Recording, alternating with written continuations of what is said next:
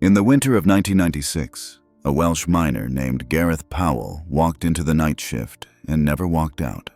His name was marked on the roster. His boots were seen at the lamp room, but no one could say where he vanished underground.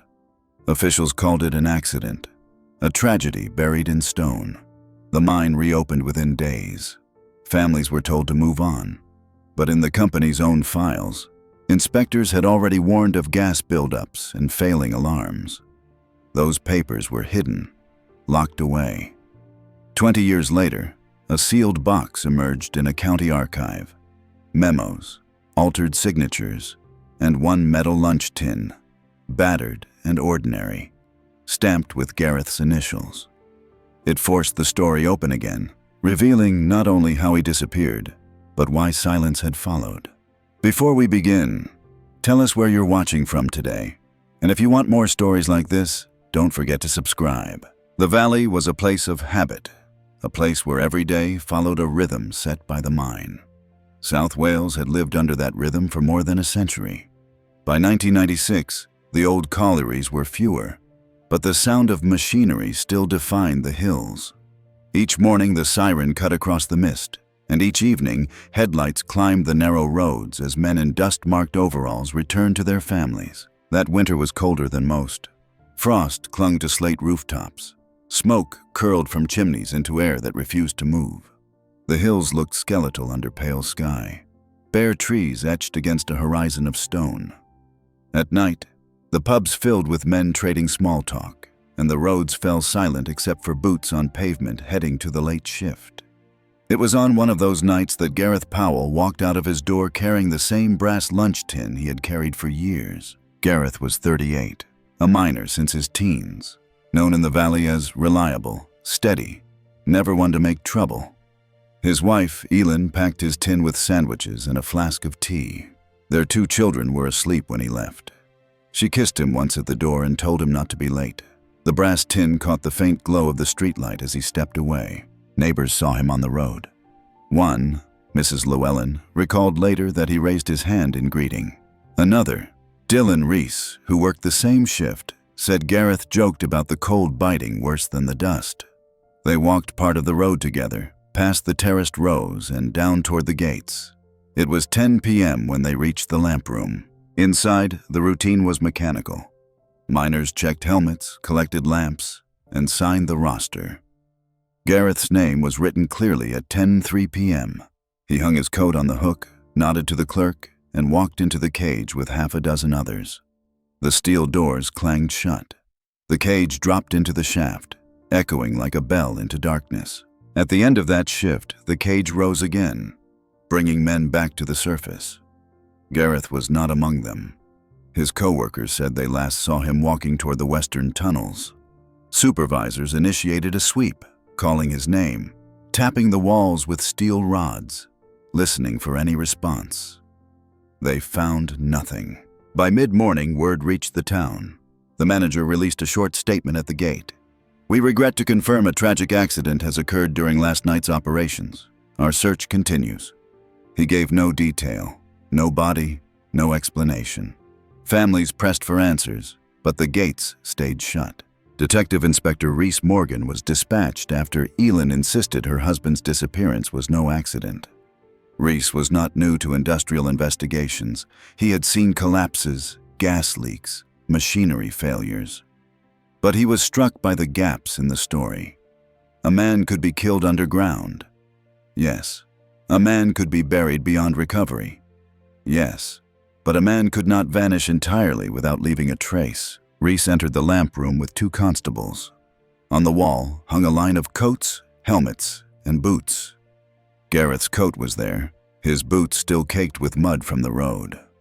On the table sat his brass tin, returned hours earlier, sandwiches untouched, flask still holding lukewarm tea. The clerk said it had been left in the cage on the surface, though no one remembered Gareth coming up. The roster showed his signature, neat and unmistakable, but beneath his name was a gap in the column. Other names appeared out of order, filled later. Rhys noted the irregularity, tapping his pen against the page. "Why the gap?" he asked. The clerk gave a shrug. Records were sometimes messy, but not like this. That evening, Elin stood outside the gate holding the tin. She refused to go home without answers. Families gathered around her, whispering about faulty alarms, about gas monitors ignored. Some spoke of meetings where miners raised concerns only to be told to keep silent. One man muttered that the company had more lawyers than engineers these days. The rumors thickened as the mist rolled down from the hills. In the pub that night, men drank without laughter. Dylan Reese told Reese quietly that he remembered an alarm flicker in the western tunnel before Gareth turned down that way. The alarm was dismissed by the foreman. "Just a sensor glitch," he had said. Dylan admitted he hadn't thought about it since, until now. Later, as Reese sat in his car, he opened a narrow notebook he always carried. He wrote slowly, in tight script that caught the lamplight. Body missing, tin present, roster incomplete, alarms questioned. Then he shut the book and slipped it back into his coat. The next morning, the company posted guards at the gate. Families were told no one could enter without clearance. The official search was concluded. No remains, no equipment, no explanation. The shaft reopened for work the following day. Elin carried the tin home and placed it on the kitchen table. She left it there, lid closed, sandwiches still inside. The object became heavier with every hour of silence, as though it carried the weight of her husband's absence. Reese drove out of the valley as night fell again.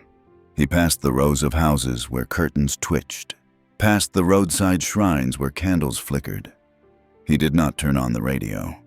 He thought only of the roster, the gap in the column, the tin in Elin's hands. He wrote one more note before closing his book. Something hidden. Behind him, the mine gates locked shut, and mist swallowed the steel. His tin was logged, but his body never surfaced. The morning after the announcement, the town was restless. Curtains twitched as company cars rolled through the narrow streets. The mine gates remained closed, guarded by two men in reflective jackets who said nothing to anyone who approached. Families clustered in small groups at the roadside, some clutching thermoses, others just their coats pulled tight against the cold. The name everyone whispered was the same, Gareth. Elin stood among them, her children beside her, the brass lunch tin clutched against her chest. She had not unpacked it. Neighbors offered words of comfort, but none reached her. "He was a careful man," she told anyone who asked. "He wouldn't just walk into danger." Her voice trembled more with anger than with grief. By midday, the company executives arrived, their dark cars parked by the gates, tires crunching on frost. The manager, a man named Mr. Henshaw, stepped forward with a sheet of paper in his hand. He read from it flatly. The search had yielded no remains, but all safety procedures had been followed. There was no threat to other workers, no danger to the community. Work would resume that evening. The crowd murmured, but no one shouted. These were families who depended on the mine. Rent, heat, school fees, all of it tied to wages paid by the company. Yet beneath the silence lay something raw, disbelief. The men who had worked alongside Gareth knew how the tunnels smelled before a gas leak, how the lamps flickered when the air turned wrong. They had spoken of it for weeks. Reese Morgan stood at the edge of the gathering, his notebook in his pocket. He watched Henshaw's expressionless delivery, his eyes darting only when questions pressed too close. Later, Reese approached the union representative, Owain Hughes, a stocky man with coal-blackened fingernails and deep lines across his brow. "You've had complaints," Reese said. Hughes looked down at the ground. "We've had warnings," he replied, "but nothing they ever put in writing." That was not entirely true. In the back room of the union office, Hughes pulled a folder from beneath a stack of newspapers. Inside was a copy of a safety audit marked confidential, dated only weeks earlier. It listed failing sensors, rusting ventilation shafts, and pressure irregularities. At the bottom was a note, "Immediate remedial action required." But the final page, the recommendations, was missing. Torn clean away, Reese handled the sheet carefully, his breath showing in the cold air. The absence of that page was louder than the words still present. Someone had removed it deliberately. That night, Elin placed the lunch tin in the center of the kitchen table and lit a candle beside it. Her children ate silently, eyes fixed on the brass surface. She did not touch the food inside, not yet. The tin had become more than an object. It was proof that Gareth had walked into the mine and not walked out. Neighbors dropped by in ones and twos. Some brought bread, others only stood awkwardly by the door. One older miner, Evan Lloyd, whispered to Reese before leaving, "The alarm's down there. They've been covered with tape. We all know it."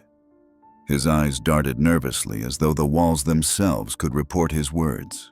In the small hours, Reese spread the audit across his desk. He copied the heading into his notebook. Audit 1496, confidential. He stared at the torn edge where the last page should have been. He wrote, "Page removed. Deliberate concealment likely." Then he underlined it twice. The next morning, frost coated the windows so thickly it blurred the view of the hills. At the gates, work resumed as if nothing had happened.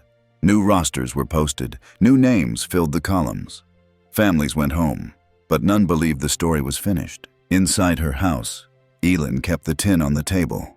The sandwiches were curling at the edges, the bread stiff, but she could not bring herself to throw them away. She looked at the dent on one corner and traced it with her thumb until her skin ached. Reese closed his notebook and looked out at the valley. He had seen men die in mines before, but never had he seen a company so quick to erase the missing. The words of the manager echoed, "No danger to the community." He knew then that what had happened to Gareth was more than an accident. The audit's final page was ripped clean away. The following week, the valley seemed quieter than usual, as though the hills themselves had withdrawn into silence. Smoke still curled from chimneys. The pubs still filled at night. But conversation dropped when anyone mentioned the mine. The official story, that Gareth Powell had been lost to a sudden accident, sat heavily on everyone's tongue, yet no one fully believed it. Detective Reese Morgan returned to the site daily, each time facing the same guarded expressions from company staff. Files were withheld, access delayed, corridors locked with chains that had not been there before. The words, "confidential investigation," were spoken so often they lost all meaning. Reese pressed anyway, asking about alarms, about equipment logs, about the missing page from the safety audit. Each request was met with a smile that did not reach the eyes. Late one afternoon, in a dim corner of the union office, Owain Hughes leaned closer. "You want answers?" he muttered. "Then you'll need to find Dylan Reese." Dylan had been on the same shift as Gareth, and while he had spoken briefly before, Reese sensed there was more. That evening he tracked him down at the Black Swan pub. Dylan sat hunched over a pint, coal dust still smudging his fingernails, though he hadn't worked in days. When Reese pressed him, Dylan finally admitted he had seen Gareth pause near the western tunnels. "He stopped to talk to the foreman," Dylan said quietly. "I couldn't hear, but Gareth didn't look happy. He pointed at the monitors. I kept walking. That was the last I saw." Reese asked for the foreman's name. Dylan shook his head. "It won't matter. That notebook's gone now." The words slipped out before he realized what he had said. Reese leaned in. "What notebook?" Dylan hesitated, then whispered, "The foreman always carried a small book. He wrote down the readings. If Gareth argued about the alarms, it'll be in there. But no one's seen it since." 2 nights later, a miner's wife appeared at Elin's door holding a torn sheet of paper. She said her husband had found it wedged behind a locker in the changing room. It was a fragment of the foreman's notebook. Numbers ran down the page. Gas levels, pressures, columns of figures smudged by graphite. Across the bottom edge, the paper had been ripped, the rest gone. Elin passed the sheet to Reese, her hands trembling. The detective studied the figures under lamplight. They were higher than normal, dangerously so. If accurate, they meant Gareth had gone into a tunnel already primed for disaster. The fragment was logged as evidence, sealed in a clear envelope. That night, Elin returned to the kitchen table. The brass tin remained in its place, the sandwiches long spoiled. She lifted the lid, touched the curled bread, then closed it again with a hollow click. She could not bring herself to throw anything away. The tin had become a weight that tethered Gareth's absence to the house. Reese, meanwhile, carried the envelope back to his desk. He wrote carefully in his notebook, capturing the sequence. Gareth enters shaft at 10:3 p.m. Seen near Western Tunnels. Confronts foreman. Foreman's notebook missing. Fragment found. Gas levels above safety threshold. The words hardened into a pattern. There had been a warning, recorded in graphite, now scattered and half-hidden. He imagined Gareth pointing at the monitors, demanding an answer, his voice lost in the roar of machinery. And then nothing. Days passed, and the company pushed forward. Executives gave statements to the press, repeating phrases about safety standards and isolated incidents. They avoided mentioning Gareth by name. In town, men whispered more openly, of threats made to those who spoke, of shifts signed off though not worked, of alarms taped to silence. The rumors grew teeth. Elin attended a Sunday service where the vicar spoke of resilience and faith. Afterward, women gathered around her, touching her arm, glancing at the tin she carried even into the church. It had become a symbol not only of Gareth's absence, but of all their fears. They knew that if one man could vanish, so could any of them. That evening, Rhys stood outside the mine gates again. The air was sharp with frost, his breath white. He thought of the torn page, the missing notebook, and the silence of men who knew too much. He understood then that this was not only about one disappearance, it was about a system that valued silence more than truth. In the distance, the lamps of the mine glowed faintly, their light hazy in the mist. Somewhere beneath that glow, in the darkness of the tunnels, answers waited. Numbers smeared in graphite hinted at something lethal below. Snow came early to the valley, settling in the seams of slate roofs and covering the slag heaps in pale silence. The mine kept running, its sirens blaring each morning, as though nothing had changed. Men still descended, lamps swinging in the dark, but every step carried the weight of Gareth Powell's absence. At the pubs, voices dropped when his name was spoken. At the chapel, his children sat stiff beside their mother, staring at the brass tin she carried in her bag. Detective Rhys Morgan worked steadily, pressing for records.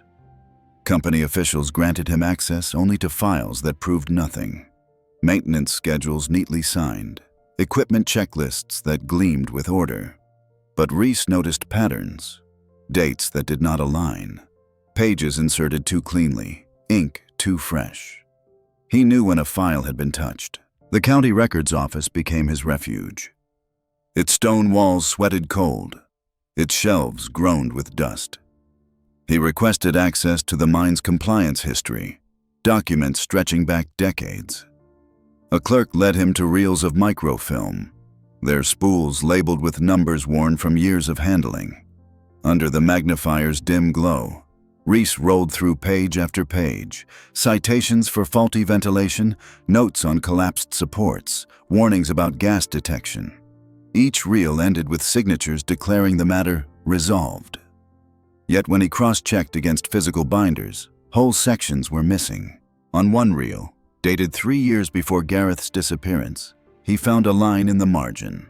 Repeat issue, alarms disengaged.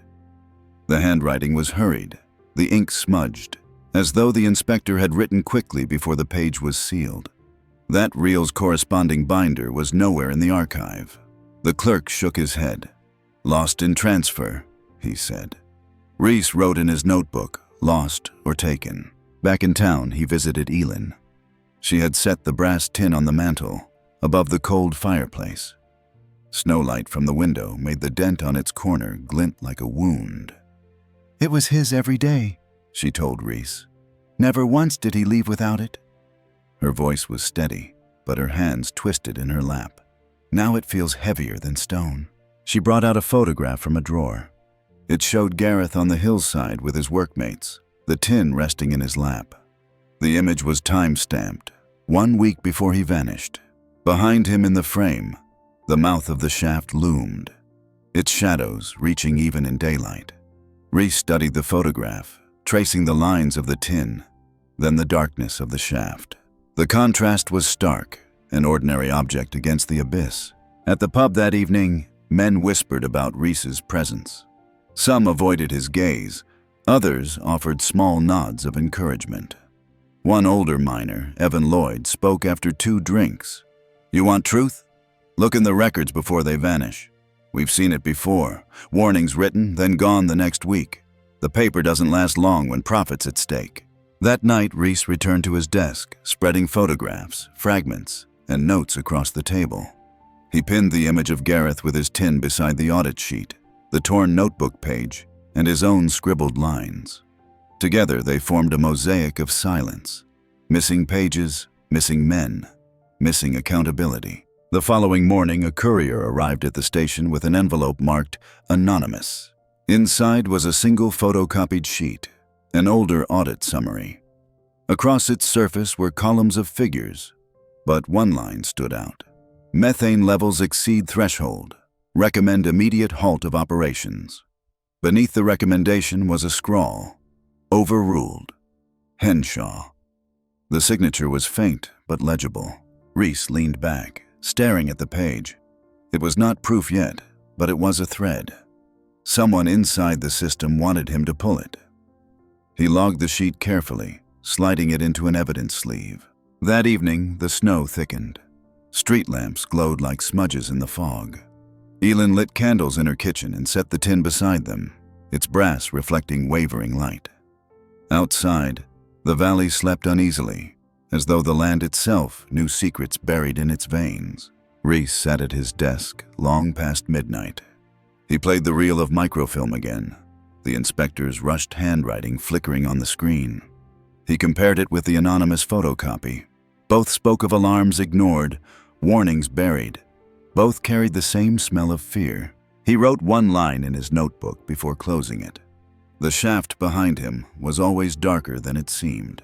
In the photo, the tin gleamed, but the shaft behind was dark. The valley held its breath as January began. Snow melted into gray slush along the cobbled streets, but the air remained bitter. Each morning, the siren blared at the mine gates, pulling men back underground. For the families who had gathered during the search, life seemed to resume.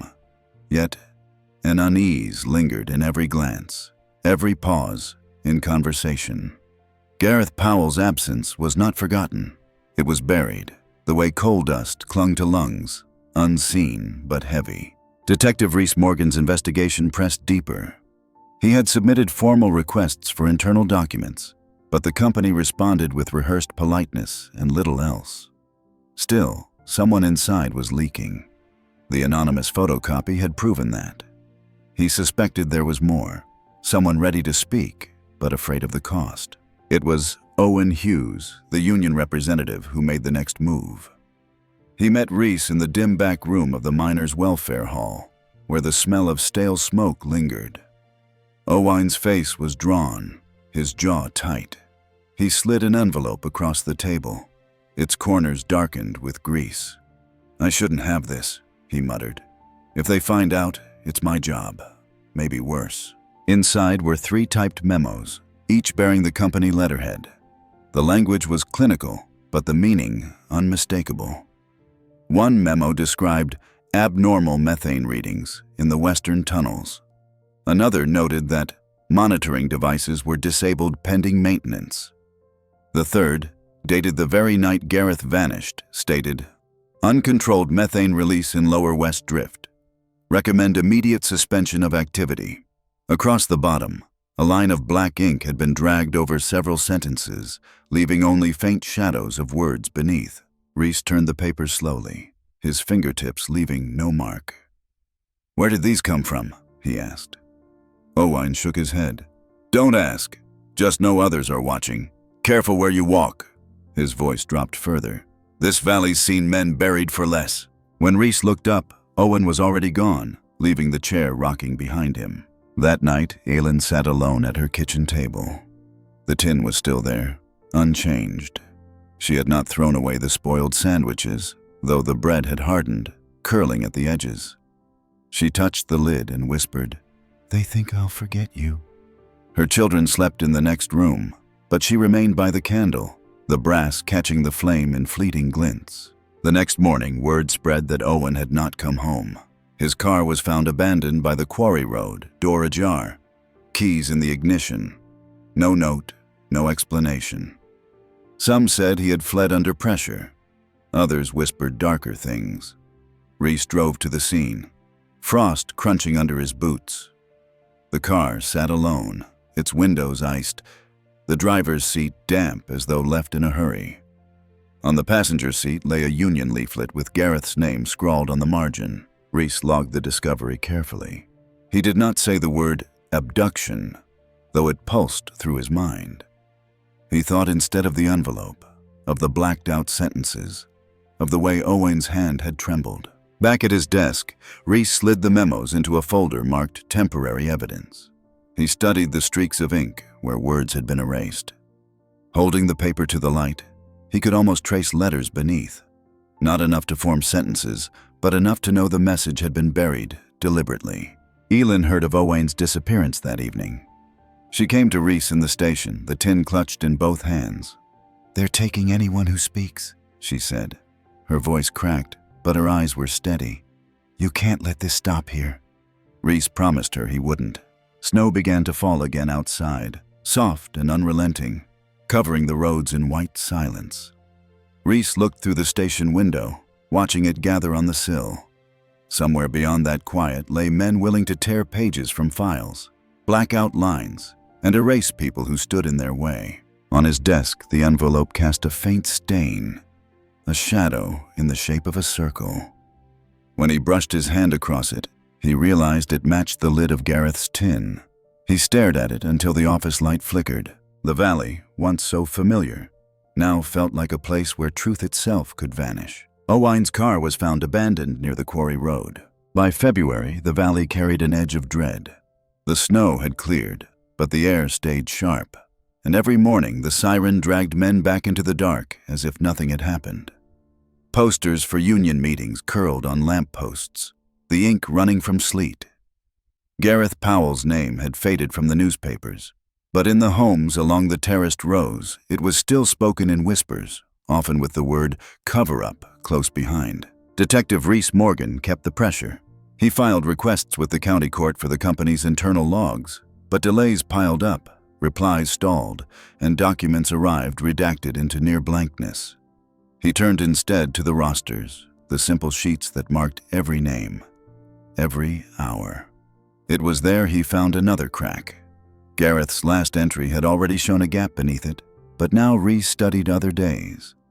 Signatures reappeared in the wrong ink, strokes too heavy compared to earlier samples. On two separate rosters, the same man had apparently signed in after his death. Thomas Evans, killed in a machinery collapse 2 years prior. Reese carried the papers to a forensic clerk in Cardiff. Under magnification, the ink fluoresced differently, proving it came from a modern pen, not one available in 1996. The clerk said nothing more, only handed him a report with a thin smile. The implication was chilling. Someone inside had forged men into the mine, making the rosters read as they wished. The next evening, the town hall filled for a meeting. Families crowded into the cold chamber, the smell of damp coats heavy in the air. At the front sat the company executives, led by Henshaw, stiff in his dark suit. He read again from prepared notes. Operations remain safe. All procedures continue under full compliance. We grieve for the family's loss, but evidence does not suggest negligence. Elin rose from her chair, the brass tin clutched in both hands. She stepped into the aisle, her voice steady enough to cut through the murmurs. "This came back from your lamp room," she said. "It proves he entered that shaft. Where is the rest of him?" The room fell silent. For a moment, Henshaw faltered. He looked at the tin as though it were something dangerous, not ordinary. Then he adjusted his tie and muttered, "We cannot answer speculation." The crowd stirred. Some clapped, others shouted questions, but the executives stood and walked out, their shoes echoing on the wooden floor. Elin remained standing, the tin heavy against her chest, her children watching wide-eyed from the back row. After the hall emptied, Reese approached her. "They won't admit it," he said quietly. "Not yet, but we have the rosters." He tapped the folder under his arm. "And they show more than one ghost." Later that night, he spread the evidence on his desk. Forged names, mismatched ink, and the photograph of Gareth with the tin. He copied one line into his notebook, writing slowly. One signature belonged to a dead man. The words seemed to hum in the quiet room. Elin sat at home in her kitchen. She placed the tin back on the table and rested her hand on the dented lid. She whispered Gareth's name once, then blew out the candle. The valley's silence deepened. The company tried to maintain its grip, but the cracks in the facade widened with every forged line Reese uncovered. The truth was pushing upward, like gas seeping through stone, waiting only for a spark. One signature belonged to a man already dead 2 years. March brought rain, steady and cold, washing soot down the valley streets. The miners trudged to work with collars up, lamps swinging in the drizzle. On the hillsides, rivulets ran black where coal dust bled into the streams. The town lived under a constant weight, not only of stone overhead, but of secrets pressing from beneath. Gareth Powell's name had slipped from the papers, but in the pubs, it still hung in the air, carried low and careful. Detective Reese Morgan had been following a whisper left on his desk. An anonymous call scrawled on a torn scrap of paper, Locker 12, Ridgeway Depot. The message bore no signature, only the words and a smudge of graphite. Reese drove through the rain to the storage facility on the outskirts, where corrugated metal sheds lined a gravel yard. His warrant opened the lock. Inside, the air smelled of rust and oil. Rows of crates filled the space, each stamped with the company's emblem. He pried one open. Inside lay stacks of unused respirators, their filters sealed, never issued. Another crate held methane detectors still in packaging, serial numbers matching procurement orders but never marked in distribution logs. These were the very items listed in safety audits as in service. Here they sat, untouched. On a shelf in the corner, Reese found something smaller. A battered lunch tin, dented and scuffed, not Gareth's, but unmistakably of the same kind miners carried daily. It lay among discarded helmets, its lid caved in as though struck by falling rock. He lifted it carefully, the rain drumming on the roof above. The sight of it chilled him, not because it was Gareth's, but because it bore the same wound, the same echo of a collapse pressed into brass. He photographed the find, logged the crates, and sealed the locker. Back at his office, he entered serial numbers into the ledger. None matched the distribution sheets provided by the company. The mismatch was deliberate, another layer of silence. Meanwhile, in town, Elin noticed men watching her house from parked cars.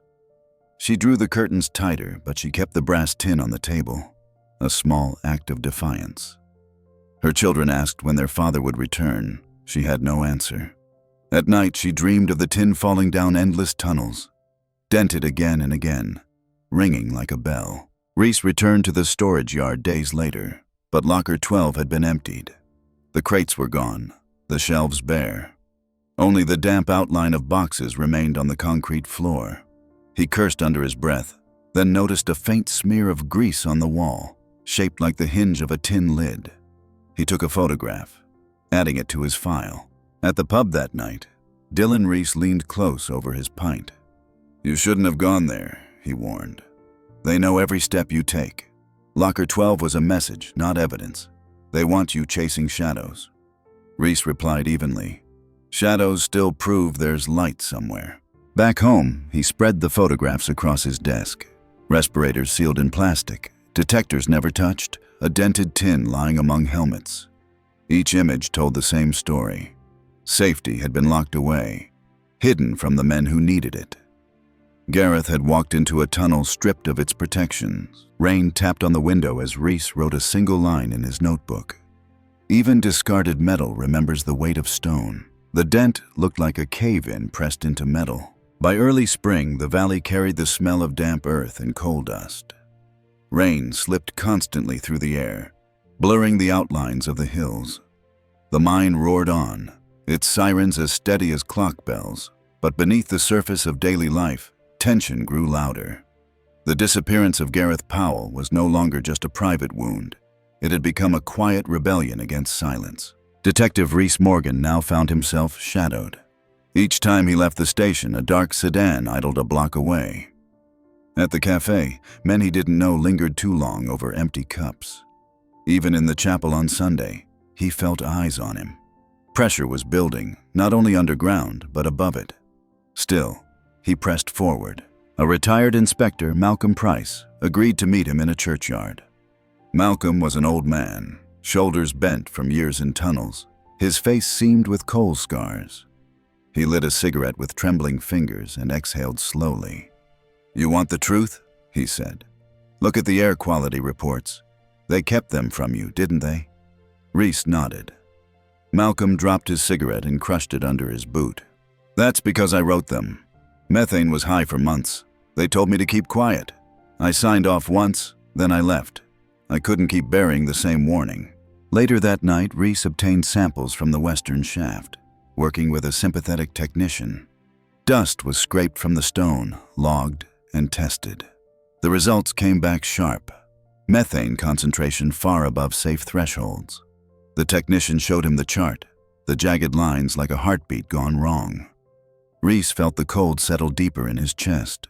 Gareth hadn't vanished in a vacuum. He had walked into a chamber primed to kill. Meanwhile, Elin continued her vigil at home. She placed Gareth's tin beside the lab vial Reese brought to show her, two artifacts from different worlds. She stared at them as if weighing which held more truth, the brass he had carried every day, or the dust that proved the air itself had turned poisonous. To her, both spoke of absence. Both were fragments of what was lost. The press arrived soon after. National reporters stood outside the gates with cameras, their umbrellas shaking in the wind. Executives issued new statements, doubling down on their assurances. "Safety remains our top priority," Henshaw declared into microphones. "These rumors of negligence are unfounded." His words echoed hollow, bouncing off the steel gates and into the rain. Inside the station, Reese pinned the dust report beside the photograph of Gareth holding his tin. He traced the lines with his pen, linking object to element, man to atmosphere. Each clue whispered the same thing, not chance, but concealment. That evening, mist rolled low across the valley. Reese lit a lamp in his office and stared at the two items before him, the brass tin, dulled by touch, and the evidence vial, its contents hissing faintly when flame neared. One was domestic, ordinary. The other was forensic, scientific. Together, they told a single story of a man erased by a system designed to bury truth. In the distance, the mine's floodlights glowed through fog, casting halos against the rain. Beneath that glow, deeper in the tunnels, secrets lingered like gas, invisible until struck. The dust hissed when flame neared, like breath still trapped. By April, the pressure was no longer confined to whispers in pubs or folded notes slipped under doors. Court subpoenas forced the company to hand over internal files, and for the first time, Reese Morgan could see beyond the polished statements. Boxes of binders arrived at the county office, wheeled in by clerks who avoided his eyes. The executives had hoped the sheer volume would bury him, but Reese was patient. He spread the binders across long tables, page after page of safety checklists, rosters, and compliance reports. Most looked immaculate, too immaculate. Every inspection signed off, every machine serviced, every alarm tested. Yet in one binder, tucked between pages stamped routine, he found something different. A log written in smaller, hurried handwriting. It was marked Confidential, night of 12/12/96. The date was Gareth Powell's disappearance. The log described an alarm event in the Western Drift. The final entry read, "System override implemented to prevent production stoppage." Reese felt the chill of those words. Override. Someone had silenced the alarms deliberately. He copied the entry into his notebook, his pen pressing hard enough to score the paper. At the same time, a young clerk named Katrin Evans requested a private meeting. She arrived at his office with her hair damp from rain, clutching a brown folder under her coat. "They made me redact these," she whispered. Inside were photocopies of the very log he had just uncovered. Only the official version bore thick black ink where the words "System Override" had been. She had smuggled the unredacted copy out before it was destroyed. Reese logged the folder carefully, thanking her. "This won't be easy," he warned. Katrin's voice trembled. "I know, but I can't stay silent anymore." Meanwhile, Elin kept her vigil. She attended every hearing, the brass tin always in her hands. People had stopped asking why she carried it. They understood. It was both relic and demand, evidence and grief bound together. In the courtroom, jurors stared at it longer than at the files. The tin spoke in a way no paper could. The valley shifted with the news. Men gathered outside the gates, holding placards that read, "Truth for Gareth." Others feared for their jobs, whispering of layoffs and blacklists. The tension was no longer hidden. It pulsed through every street. Reese returned to his office late one night, rain streaking the window. He opened the log again, reading the damning line, "System override implemented." He thought of Gareth pointing at the monitors, the foreman's missing notebook, the torn audit page. All threads now converged here. On his desk lay the evidence sleeve with the original log, the photocopy smuggled by Katrin, and the photograph of Gareth holding his tin. Reese placed them side by side. One showed what the company wanted the world to see. The other showed what they tried to erase. The tin in the photograph gleamed faintly under the desk lamp, as if reflecting the truth they could not contain forever. In the stillness, Reese wrote a final line before closing his notebook. The alarms were not silent by accident. The log ended with a final blank line, hanging open. The summons came on a gray morning. Reese Morgan was called to the county council chamber, where executives from the company sat stiff behind polished tables. Files and memos lay stacked before them, thick as walls. At the center was Howard Price, site manager of the mine, a man who had built his reputation on steady control. His eyes followed Reese across the room with cold detachment. The session opened with procedural questions, but Reese was ready. He laid down the evidence, the audit sheets missing their final page, the torn fragment from the foreman's notebook, the crates of unused safety gear, the forged signatures, and finally, the unredacted log showing the words "System Override Implemented."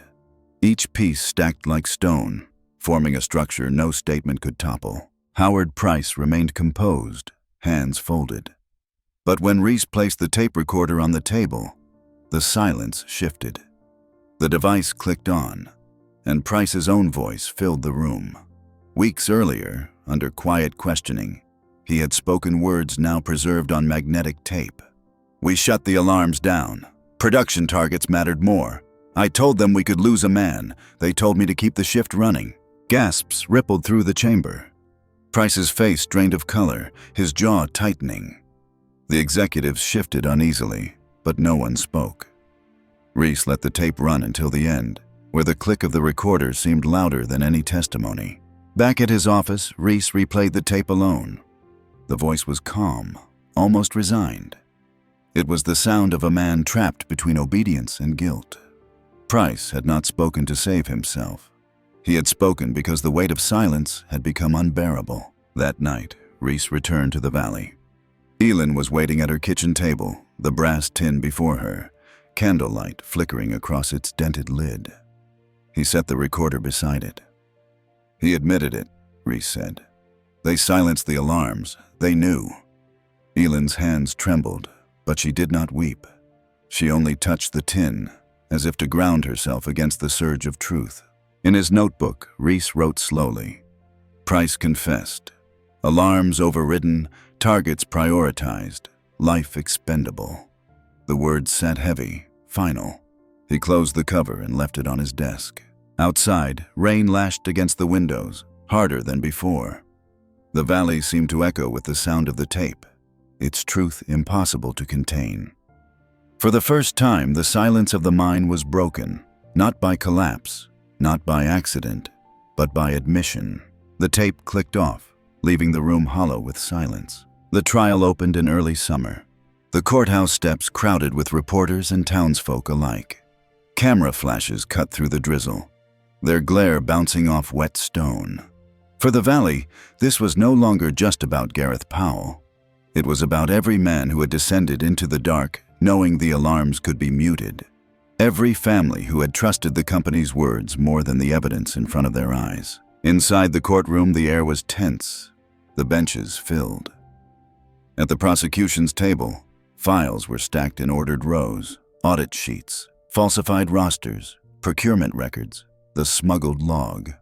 Each document was a shard of the silence that had wrapped the mine. Elin entered quietly, dressed in black, the brass lunch tin in her hands. The scrape of its handle against wood echoed in the chamber as she set it before her. Jurors glanced at it almost involuntarily, their eyes drawn to its dented lid. The object had become something more than personal. It was the symbol of everything concealed. When she took the stand, Elin held the tin in her lap. Her voice did not waver. "He carried this every day," she said. "It came home without him. That was all I was given." She lifted the lid slightly, showing the curled remnants of bread inside. The room was utterly silent. For the jurors, it was not statistics or technical reports that struck hardest, but the ordinary tin that bore the weight of absence. The prosecution unfolded its case methodically. First came the forged signatures, ink analysis proving names entered long after their bearers had died. Then the crates of unused respirators, sealed and hidden in lockers while men worked unprotected. Then the audit sheets, page after page, torn or redacted. Finally, the logbook, the unredacted version smuggled by Katrin Evans, its line about system override now entered into evidence. And then came the tape. Price's deposition was played aloud, his voice flat but damning. "We shut the alarms down. Production targets mattered more." Gasps echoed through the courtroom. Jurors leaned forward, their eyes narrowing. The defense tried to argue coercion, but Price himself sat at the defense table, head bowed, his silence confirming more than any denial could. Reese sat in the gallery, notebook closed for once. His work had reached this point.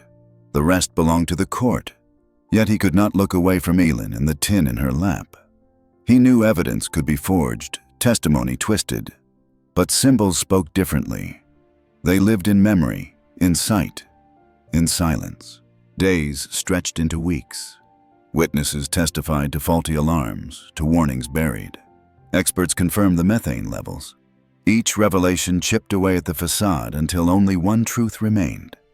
Gareth Powell had been sacrificed to keep the shafts open. His disappearance treated as an inconvenience rather than a loss. On the final day, as closing statements echoed through the hall, Elin rose again, holding the tin high for the jurors to see. The dent glinted under the fluorescent lights.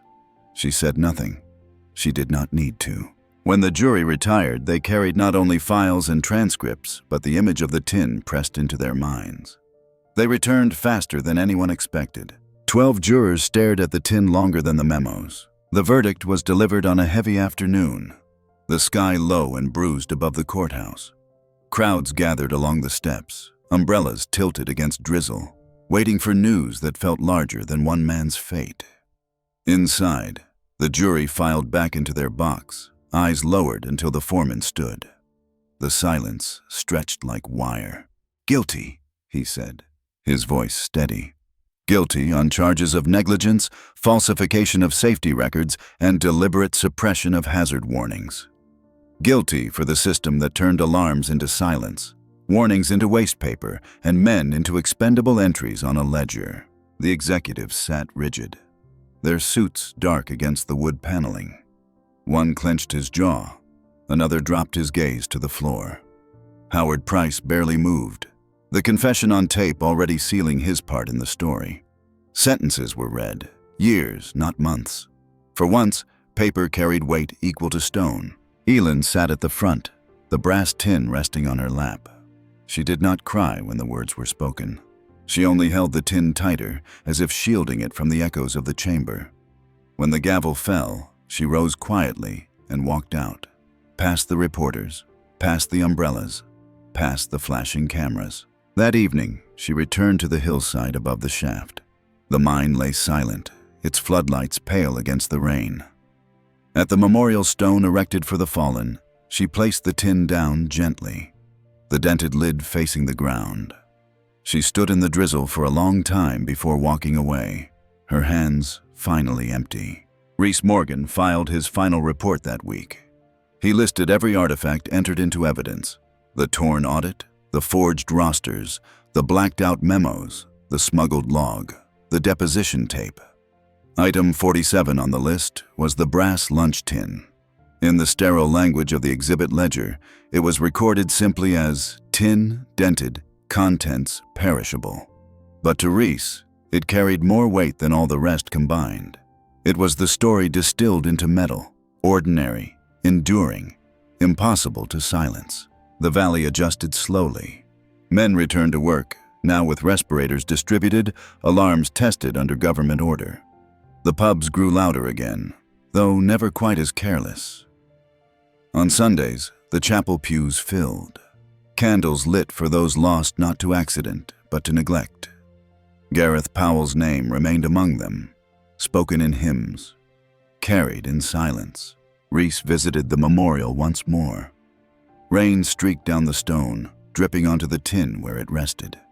The brass had dulled, its surface spotted by weather. But in the sheen of rain, it caught a glimmer, reflecting not faces or hills, but only the empty shaft below. The case was solved. Justice, in its way, had been done. Yet the echo remained, whispering through the valley like a draft through stone. The rain turned tin to mirror, reflecting only the empty shaft.